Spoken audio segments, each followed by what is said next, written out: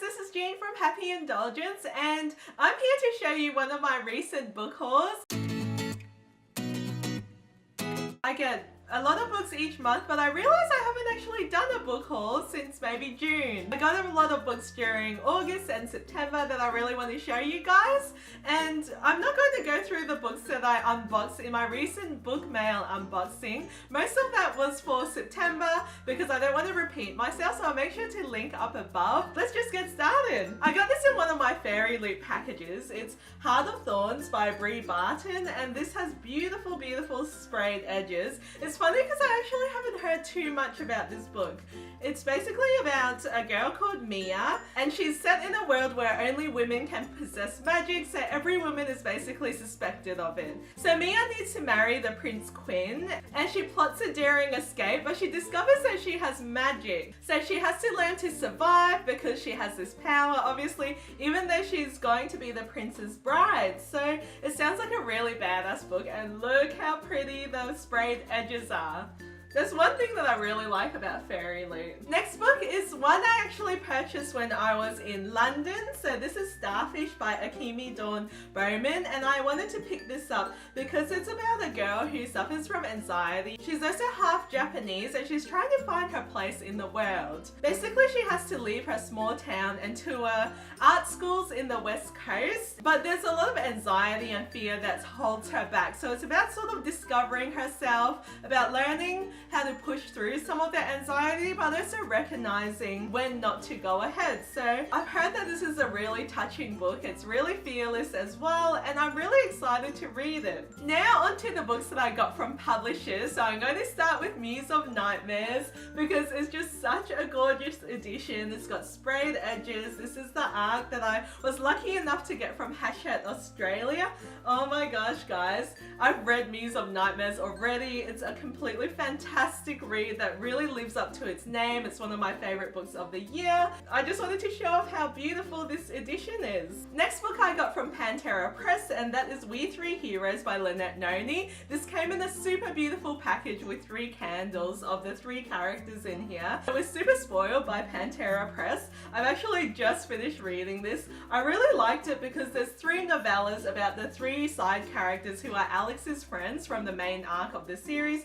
I do think this is a necessary read because it shows you another perspective of what happens during Greyvale, and I really like that because it gives it more character dimension. I'll be putting a review up on the blog when I get the time to as well. This is an arc I got from Little Brown Books, and It Ends With You by S.K. Wright. It's basically another thriller story that's a murder mystery. So a popular girl gets killed and is trying to find out why. It's told from 6 different narratives as well. It sounds completely up my alley because I love these sort of murder mystery books, and yeah, we'll just see how it goes. Next book I received is The Girl Who Fell, which is the first book in the Chess Raven Chronicles, and this is by Violet Grace, which is an author duo. I'm just going to read the back because it's just a really short blurb. So it says, I'm an orphan, a hacker, I grew up with nothing and no one, but it turns out my whole life has been a lie. All of a sudden, I'm a hero, a villain, a weapon, a puppet, and the last great hope.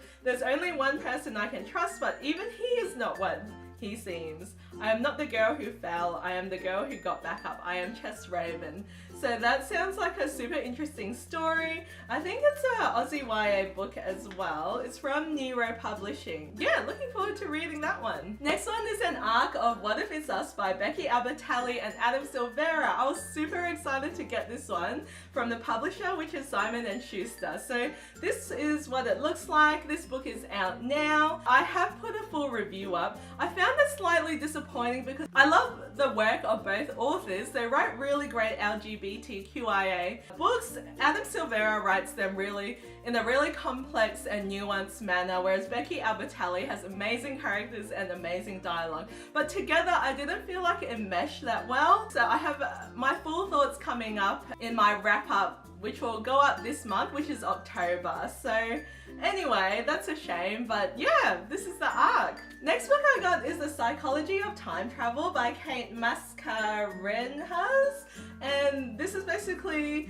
a book set in 3 different eras, I think. Well, basically from the blurb. So 4 female scientists invent a time machine, And then in 2017, Ruby knows that her granny was one of the 4 scientists. And then in 2018, there's a dead woman who haunts one of the characters' dreams. So it sounds really interesting. To be honest, I haven't heard anything about this, but I got it in a subscription box, which is a new one that's out in Australia, and it's a creative inspiration subscription box. I'll make sure to link you guys down below. So thank you for sending this book to me along with the package.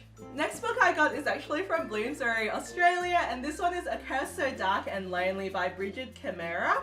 And this is the ARC edition. It's got the blurb in there and a bit more info about the book, and basically this is a Beauty and the Beast retelling. So from what it sounds like, there's Prince Ren, who was cursed by a powerful enchantress, and then there's a girl called Harper in the modern world who gets sucked into his world. So far I've read a few chapters of it and it sounds really interesting, and I'm enjoying it so far, so I'm interested to see where this one goes. The next book I got is Wildcard by Marie Lu, which is a sequel to Warcross, which is set in a virtual reality world where everyone's completely obsessed with the Warcross game.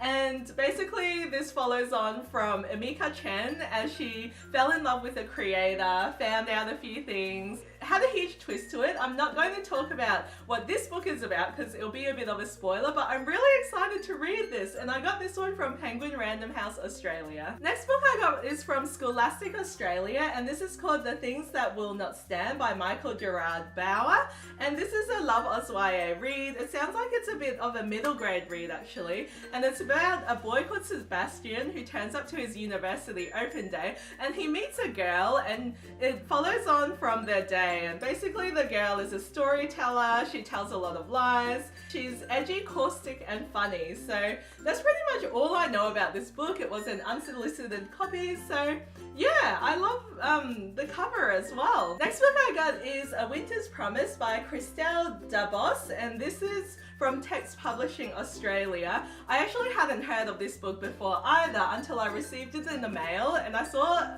a few other Aussie bloggers also received this one, and apparently it's really popular in France. So it's a fantasy novel about Ophelia, who is a misunderstood genius. She's a bit of a misfit, and the interesting about her is that she can read the past of objects and travel through mirrors. So basically she travels through a floating city, the icy pole. It sounds like it's one of those like traveling fantasy reads. And at the back it recommends it for readers of Philip Pullman, Cornelia Fung and J.K. Rowling. I'm actually really keen on checking this out. It sounds like a really magical read. Next book I got is another unsolicited review copy from Walker Books Australia called The Anger of Angels by Cheryl Jordan. I hadn't heard of this one before, but it sounds super fascinating. So it's basically about a jester and it's set in a world where they can't speak against injustice. The jester daughter, Giovanna, basically travels back into the heart of danger to turn back the terrible consequences of her father's words, and then she becomes entangled in a treacherous plot. So it sounds like a really interesting fantasy read as well, so if you have read it, please let me know. Next one is an arc of Mirage that I got from Hachette Australia. I've heard a lot about Mirage. It's basically a sci-fi read about a girl called Imani. So it's set in space where she becomes a body double and she has to put herself in dangerous situations because everyone hates this princess. I have heard a lot of mixed reviews about this so far, but I love the sound of the setting as well. It's written by Sumaya Daud, so I haven't had the chance to pick this up, but I'm really excited because I love sci-fi and obviously diverse reads as well. Next one is Killer Tea by Robert Muchamore, and this is by Hotkey Books. This one sounds like a really interesting read. It's set over 10 years and it's about gene therapy. It's about these two teenagers who meet. Basically, they can tweak a few genes, but then in the wrong hands, gene editing goes wrong, and Killer Tea is a synthetic virus that can take out the world. It's deadly. It sounds like a fascinating read that's a bit different. I love like sci-fi books about gene therapy, so I have heard great things about this book so far, so it sounds really interesting. Next book is Imposters by Scott Westerfeld, and this is one of his new sci-fi reads set in the Uglies world. I haven't read the Uglies books, but they've been on my shelf for yonks, so I don't know if I will get to them, but if you have, let me know. It sounds like like it's a bit of a younger read. I don't know if I'll enjoy it, but it's interesting that there's another book set in the world now and it's new, and surprisingly this is also about a body double. It's a girl who is a body double of a twin sister. She has to become the perfect imposter for her, basically. The son of the rival leader gets close to her. Just a lot of intrigue and mystery and suspense in this book. So I have heard great things about it so far. The last book is And the Ocean Was Our Sky by Patrick Ness, illustrated by Ravina Chai. Oh my gosh, guys, this book kind of reminds me of A Monster Calls because it's illustrated. It's completely beautiful. Look at these beautiful paintings. Oh my gosh, and it's actually told from a whale's perspective. I don't know too much about the book, but I'm excited to read it because I'm a big fan of Patrick Ness. And I love The Monster Calls as well. And oh my gosh, it's just completely gorgeous. So I hope you guys enjoyed my August and September book haul. If you did, please give me a thumbs up and subscribe if you'd like to see more. Thanks guys, I'll see you guys next time. Bye.